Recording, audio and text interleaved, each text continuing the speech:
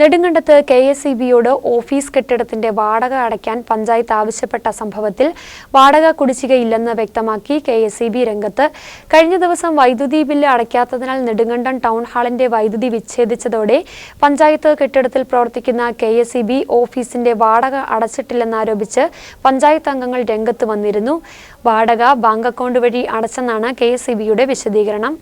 കഴിഞ്ഞ ദിവസമാണ് നെടുങ്കണ്ടം കിഴക്കേക്കവലയിൽ സ്ഥിതി ചെയ്യുന്ന ടൗൺ ഹാളിലെ വൈദ്യുതി കെ.എസ്.ഇ.ബി വിച്ഛേദിച്ചത്. പഞ്ചായത്ത് 3200ഓളം രൂപ കുടിശ്ശിക വരുത്തിയപ്പോൾ കെ.എസ്.ഇ.ബി പഞ്ചായത്തിന് നൽകാനുള്ളത് 1.5 ലക്ഷത്തിലധികം രൂപയാണ് എന്നാണ് പഞ്ചായത്ത് അംഗങ്ങൾ ആരോപിച്ചത്.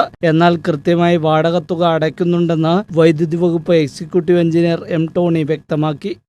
അവർ പറഞ്ഞ കാര്യങ്ങൾ പൂർണ്ണമായിട്ടും തെറ്റ് തന്നെയാണ്. ഞങ്ങളുടെ രേഖകൾ ഞങ്ങൾ പരിശോധിച്ചിരുന്നത് ഞങ്ങൾക്കറിയാം. ഇവ കാര്യങ്ങൾ പൂർണ്ണമായും തെറ്റാണ്. ഈ ഇലക്ട്രിക്കൽ ഡിവിഷൻ കട്ടപ്പന ഈ ഓഫീസിൽ നിന്നാണ് ഇതിൻ്റെ പേയ്മെൻ്റ് എല്ലാം പ്രോസസ്സ് ചെയ്യുന്നത്.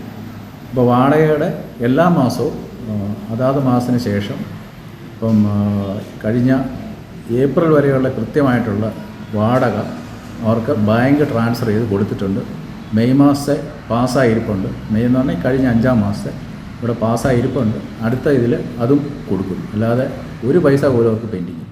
അതേസമയം കഴിഞ്ഞ ഫെബ്രുവരി വരെയുള്ള വാടക ചെക്ക് മുഖാന്തരമാണ് കെ.എസ്.ഇ.ബി അടച്ചതെന്നും അതിനുശേഷമുള്ള വാടകയ്ക്കായി കത്ത് നൽകിയിട്ടും ചെക്കോ ബാങ്കിൽ നേരിട്ടോ അടച്ചതിന്റെ രേഖകളോ സമർപ്പിച്ചിട്ടില്ലെന്നും നെടുങ്കണ്ടം പഞ്ചായത്ത് വ്യക്തമാക്കി.